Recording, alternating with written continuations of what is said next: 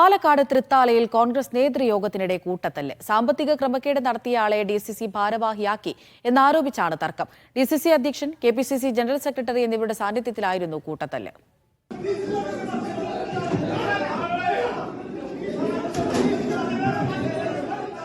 കോൺഗ്രസ് തന്നെ ഭരിക്കുന്ന കുമ്പിടി സഹകരണ ബാങ്കിൽ സാമ്പത്തിക തിരിമറി നടത്തിയ വ്യക്തിയെ ഡിസിസി സെക്രട്ടറിയായി നിയമിച്ചെന്നാണ് എഐ വിഭാഗങ്ങൾ ആരോപിക്കുന്നത്. വി.ടി. ബൽറാമിന്റെ നോമിനിയാണ് ഇദ്ദേഹമെന്നും ചൂണ്ടിക്കാട്ടി ബൽറാം ഗ്രൂപ്പുമായി ഇവർ ആരംഭിച്ച തർക്കം കൂട്ടത്തല്ലിൽ കലാശിക്കുകയായിരുന്നു.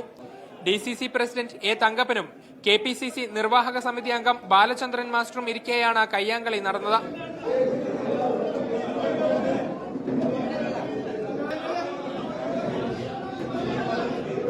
നേതാക്കളുടെ നേതൃത്വത്തിൽ വിഷയം അവിടെ വെച്ച് തന്നെ പരിഹരിച്ചു. എന്നാൽ ആരോപണ വിധേയനെ ഡിസിസി സെക്രട്ടറിയാക്കിയതിൽ ഉയർന്നുവന്ന തർക്കത്തെ സംബന്ധിച്ച് മറ്റു ചർച്ചകൾ നടന്നില്ല. മീഡിയ 1, പാലക്കാട്.